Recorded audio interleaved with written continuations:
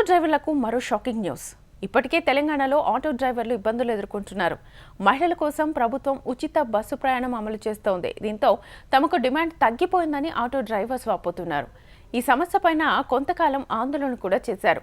ఇక ఇప్పుడు హైదరాబాద్లో డీజిల్ ఆటోలు నడుపుతున్న డ్రైవర్లకు ప్రభుత్వం తాజా నిర్ణయం షాకింగ్గా మారింది. డీజిల్ ఆటోలను నగర శివార్లకే పరిమితం చేయనుంది. తెలంగాణ ప్రభుత్వం హైదరాబాద్ కేంద్రంగా పలు కీలక నిర్ణయాలు తీసుకుంటోంది. మూసీ నదిని పూర్తిగా మార్పు చేయాలని నిర్ణయించింది. అందులో భాగంగా వస్తున్న సమస్యలను అధిగమించే ప్రయత్నం చేస్తోంది.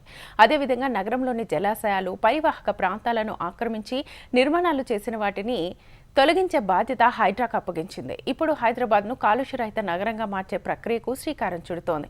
ప్రస్తుతం ఢిల్లీలో కాలుష్యం తీవ్ర స్థాయికి చేరడంతో అక్కడ ఏర్పడుతున్న ఇబ్బందులతో కొత్త ప్రణాళికలు అమలు దిశగా అడుగులు వేస్తోంది. అందులో భాగంగా హైదరాబాద్ నగరంలో బస్సులు, ఆటోల విషయంలో కీలక నిర్ణయం తీసుకుంది. డీజిల్ వాహనాలను నగరంలో వినియోగించకూడదని నిర్ణయించింది. ప్రస్తుతం నగరంలో నడుస్తున్న బస్సుల్లో అధిక శాతం డీజిల్తో కొనసాగుతున్నాయి. రానున్న రోజుల్లో 3000 కొత్త ఎలక్ట్రిక్ బస్సులను అందుబాటులోకి తీసుకురానున్నారు. అదేవిధంగా డీజిల్ వాహనాలను క్రమేణా తగ్గించేలా కొత్త కార్యాచరణను కూడా అమలు చేస్తున్నారు. నగరంలో ప్రస్తుతం ఉన్న డీజిల్ ఆటోలను ఔటర్ రింగ్ రోడ్ బయటకు తరలించాలనేది ప్రభుత్వ ఆలోచన. ముఖ్యమంత్రి రేవంత్ ఈ విషయాన్ని స్వయంగా వెల్లడించారు. మహాలక్ష్మి పథకంతో తాము నష్టపోయామనేది ఆటో డ్రైవర్ల ఆవేదన.